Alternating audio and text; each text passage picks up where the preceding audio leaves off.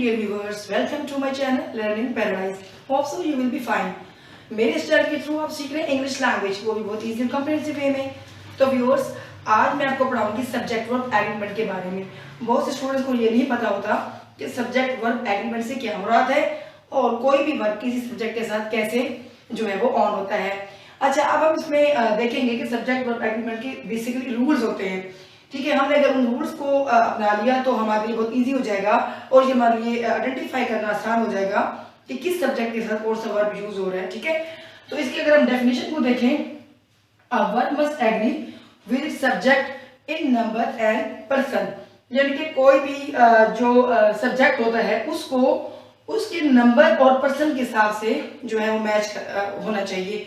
Means के a singular subject है singular verb. अगर एक सब्जेक्ट सिंगुलर है, ठीक है, तो उसका जो वर्ब होगा वो भी सिंगुलर होगा। A plural subject has plural verb. अगर वो सब्जेक्ट प्लूरल होगा तो उसका वर्ब भी प्लूरल होगा। ठीक है, तो हम अगर इसकी एग्जांपल देखें, फॉर एग्जांपल अगर हम चिल्ड्रन को देखते हैं तो चिल्ड्रन जो है ये प्लूरल है। ठीक है, तो चिल्ड्रन के साथ हमने कौन सा वर्ब यूज किया? वर्ब की फर्स्ट फॉर्म हमने यूज की। हमने इसके साथ कोई भी लाइक एसोसिएट नहीं लगाया और हमने इसकी सिंगुलर फॉर्म जो है वो यूज की है। ठीक है, अब इसमें नेक्स्ट इसकी एग्जांपल देखें, ही वॉक स्लोली। अब ही जो है एक सिंगुलर सब्जेक्ट है, तो हमने इसके साथ क्या किया? सिंगुलर जो है वो वर्ब जो है वो यूज किया है।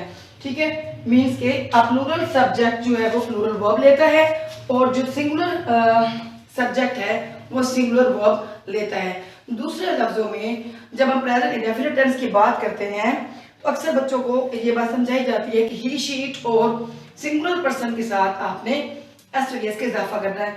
जब आप एस का इजाफा करते हैं तो वो सिंगुलर फॉर्म वर्ब की फॉर्म जो है वो ले लेता है।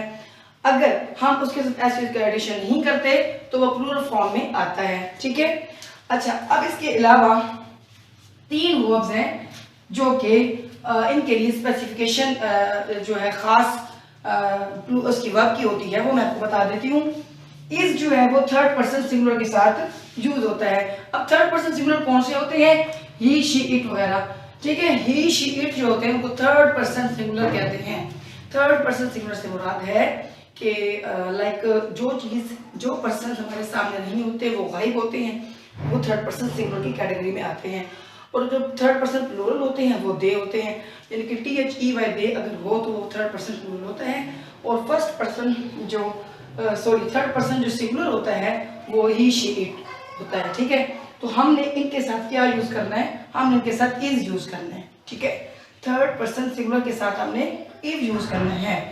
अब देखें, ये थर्ड पर्सन सिंगुलर है इसलिए हमने इसके साथ जो है जैसे एस हमने ऐड किया, इसी तरह इस भी जो है वो थर्ड पर्सन सिंगुलर के साथ यूज होगा।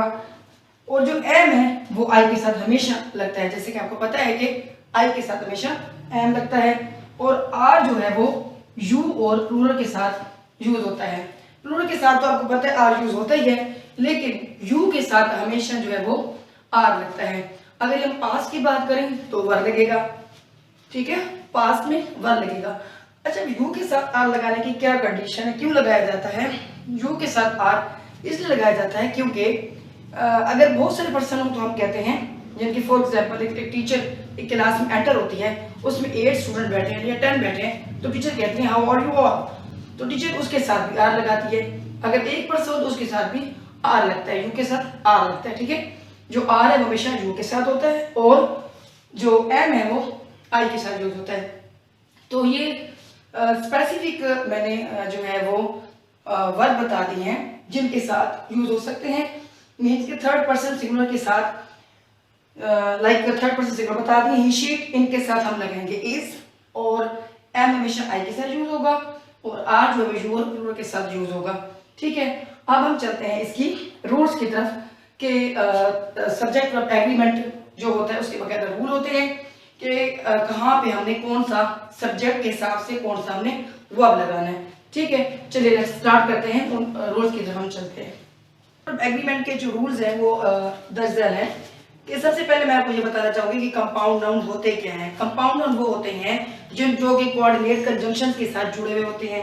ठीक है, अब कंजंक्शन कौन से होते हैं, ये आप मेरा जो प्रीवियस लेक्चर है उसमें आप उस वीडियो को देख सकते हैं कि डिटेल के साथ। जिस स्टूडेंट को ये नहीं पता कि कंजंक्शन क्या होते हैं, फिर भी मैं आपको मुख्तसर तौर पर ये बताना चाहूँगी, जो कंजंक्शन होते हैं वो ज्वाइनिंग वर्ड्स होते हैं, like and, so, because, yet, इनको कहते हैं कोऑर्डिनेट कंजंक्शन। ठीक है, तो जो कंपाउंड नाउन जो कि कंजंक्शन के साथ ज्वाइन होते हैं उनके रूल्स मैं आपको बता रही हूँ।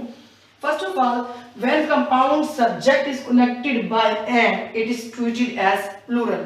यानी कि जब दो कंपाउंड सब्जेक्ट जो होते हैं, इनके दो पर्सन्स होते हैं, ठीक है, दो पर्सन्स होते हैं, जब वो एंड के साथ ज्वाइंट होते हैं तो फिर उनको हम प्लूरल ट्रीट करते हैं। तो फिर उनके साथ जो हेल्पिंग वर्ब है वो भी प्लूरल यूज होगा। ठीक है, तो इसके एग्जाम्पल को हम देखें, Sara and Saima are good friends. अब देखें, सारा एक पर्सन, साइमा दो पर्सन, इन दोनों को ज्वाइन किया गया है एंड से, तो इनके साथ जो हेल्पिंग वर्ब यूज होगा वो प्लूरल यूज होगा। ठीक है, Sara and Saima are good friends. अब नेक्स्ट एग्जांपल, जो इसका नेक्स्ट रूल है, उम्मीद है कि आपको ये बात समझ आ गई होगी कि जब एक कंपाउंड, दो यानी कंपाउंड सब्जेक्ट किसी भी कंजंक्शन के साथ ज्वाइंट होते हैं तो उनके साथ जो वर्ब है वो प्लूरल यूज होता है। ठीक है, अच्छा जी, सेकंड इसकी जो रूल है वो ये है कि a compound subject that refers to one idea, one person is treated as singular. अगर वो वन आइडिया हो, वन पर्सन की तरफ इशारा हो, या एक वन थिंग की बात हो रही हो, तो फिर हम उनके साथ जो है वो सिंगुलर जो है वो वर्ब यूज करते हैं। For example, Allama Iqbal a philosopher poet was well wisher for nation. अब इस एक इलामा इकबाल की दो क्वालिटीज बताई गई हैं कि इलामा इकबाल फिलोसोफर भी थे, पोएट भी थे, लेकिन उसके साथ जो हेल्पिंग वर्ब है वो हमने सिंगुलर यूज किया है। ठीक है, यानी कि एक पर्सन की अगर डिफरेंट क्वालिटीज बयान की जाए तो फिर हम उसके साथ भी सिंगुलर वर्ब यूज करते हैं। A compound subject made up of singular noun or pronoun connected by or and nor is treated as singular. Means के ऐसा compound subject जो के और nor से जुड़ा हुआ हो तो हमने उसके साथ भी singular verb use करना है। ठीक है, for example, either सायरा और फाइजा was driving। अब देखें, ये सायरा एंड फाइजा को हमने और के साथ ज्वाइन किया हुआ है, तो हमने इसके साथ जो हेल्पिंग वर्ब यूज किया है वो सिंगुलर है। ठीक है, अब दो पर्सन है, दो सब्जेक्ट है, लेकिन उनका कनेक्शन किससे हो रहा है, और के साथ, इसलिए उनके साथ सिंगुलर हेल्पिंग वर्ब यूज किया है। ठीक है, अब इसकी नेक्स्ट रूल की तरफ चलते हैं। A compound subject made up of plural nouns connected by और nor is treated as plural. Means कि अगर वो और नॉर से जुड़े होंगे तो फिर हम उनके जो है उनके साथ जो वर्ब यूज करेंगे वो हम प्लूरल यूज करेंगे। ठीक है, for example, all dictionaries, books और novels are kept in library. अब देखिए, ये भी प्लूरल फॉर्म में है, ये भी प्लूरल फॉर्म में है, ये भी प्लूरल फॉर्म में है, और हमने इनको ज्वाइन किया हुआ है और के साथ, इसीलिए हमने इसके साथ जो हेल्पिंग वर्ब यूज किया है वो है प्लूरल। दूसरे लफ्जों में, अगर सारे सब्जेक्ट्स प्लूरल फॉर्म में जा रहे हैं तो उनके साथ जो है हेल्पिंग वर्ब जो भी यूज होगा वो प्लूरल होगा। ठीक है, निशानी ये है कि वो उनके साथ, उनका जो कनेक्शन है वो और के साथ हो। इसी तरह ऊपर की एग्जांपल अगर हम देखें तो ये सायरा भी सिंगुलर है और फायदा भी सिंगुलर है और से कनेक्टेड है, तो हमने इसके साथ जो हेल्पिंग वर्ब यूज किया है वो वाज है।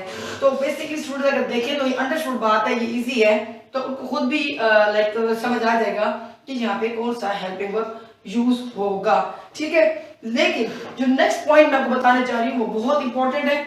यहाँ पे स्टूडेंट घूम जाते हैं कि हमने यहाँ पे कौन सा हेल्पिंग वर्ब यूज करना है।